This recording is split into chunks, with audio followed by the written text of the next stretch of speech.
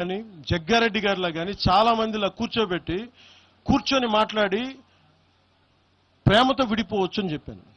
గొడవలు పడి కాదు. నేనేం చెప్పాను, పాలకులు వేరు, ప్రజలు వేరు. 2014లో నేను మాట్లాడినప్పుడు 11 రోజులు నేను తినలేదంటే తెలంగాణ వచ్చినందుకు కాదు, విభజించిన తీరు కోసం. కాకపోతే అది ఎలా అర్థం చేసుకున్నా నాకేం ఇబ్బంది లేదు. కాకపోతే ఇది నేను ఈ రోజున కూర్చోబెట్టి నేను అలా అనలేదు, నేను చెప్పను. నేను ఖచ్చితంగా కాంగ్రెస్ విభజన చేసిన విధానానికి అది నేను కూర్చోబెట్టి అది నా ఆవేదన. అది తెలంగాణ వచ్చినందుకు కాదు. ఏ రోజు అలాగే మీరు మొన్న మాట్లాడారు కోనసీమ గురించి. మీరు ఇలా మాట్లాడితే సపోజ్ నేను ఏ సందర్భంలో మాట్లాడాను ఇవన్నీ పక్కన పెడితే, తెలంగాణ నాయకులు అందరూ ఎంతమంది ఆంధ్రాని ఎన్ని రకాలుగా తిట్టారు. ఆంధ్ర కొడకల్లారా అని ఎన్నిసార్లు అన్నారు. అంటే మేమున్నాం దాంట్లో ఎవరున్నారని, ఆంధ్ర వాళ్ళంటే ఎవరండి? మాదిగలు లేరా? మాలలు లేరా? వైశ్యులు లేరా? రెడ్డి సామాజిక వర్గం లేదా? బీసీ వర్గాలు లేరా? గౌడలు లేరా? యాదవులు లేరా? అంటే అందరినీ తిట్టినట్ట. అది మీరు సంతోషం, మీరు తీసుకెళ్ళండి.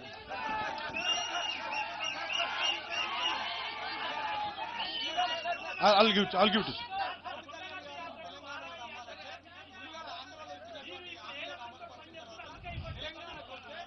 తెలంగాణ ప్రజలకి ఒకటి గుర్తుపెట్టుకోండి సార్, తెలంగాణ ప్రజలకి నేను నమ్మించాల్సిన అవసరం మేము పోరాటం చేస్తాం అంతే. ఇక్కడ మేము ఆంధ్రాలో సీట్లు సంపాదించడానికి మేము దశాబ్దం పైగా కృషి చేశాం సార్. తెలంగాణలో ఈరోజు మేము సాధన మొదలుపెట్టాం, పని మొదలుపెట్టాం. వాళ్ళు నమ్మకం వచ్చే వరకు పనిచేస్తాం, అంతేగాని కూర్చొని మేము మభ్య పెట్టాం. మేము నిలబడతాం అంతే, పోరాటాలు చేస్తాం.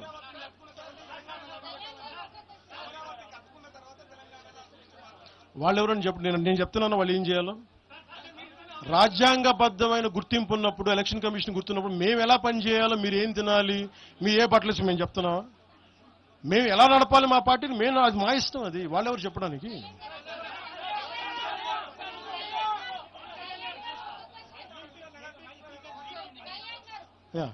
I'll give it separate.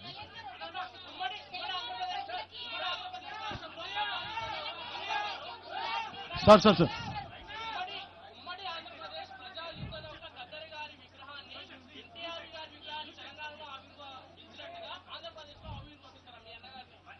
నాన్నది నేను ఆవిర్భిస్తాను ఖచ్చితంగా. నాకు ఇది ఎలా జరుగుతుందో నాకు తెలియదు, కానీ నేనైతే గద్దరన్న తాలూకు స్ఫూర్తి అది నేను తీసుకున్నా ప్రత్యేకంగా. నేను ఇలా కూర్చోబెట్టి మీకు భావోద్వేగంతో ఓట్ల కోసం నేను చేయట్లా. గద్దరన్నను ఎంత గుండెల్లో పెట్టుకోవాలో నాకు తెలుసు. అది మీకు తెలియజేస్తాను.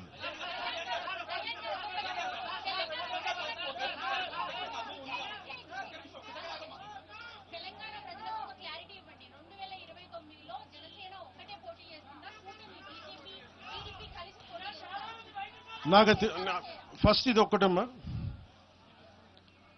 ఇందులో ఎక్కడా కూడా ఈరోజు నేను మాట్లాడుతున్నప్పుడు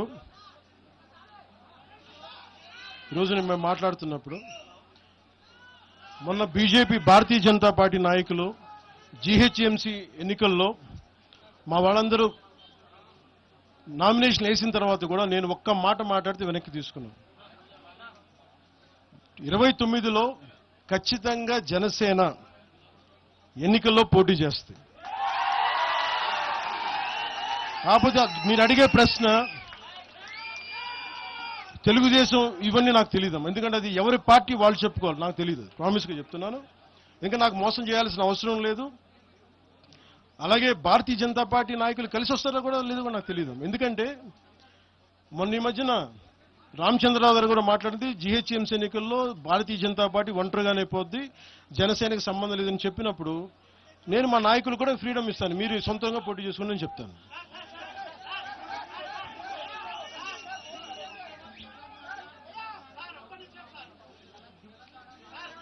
సార్ ఒక్కసారి దయచేసి ఒక సైలెన్స్ సార్.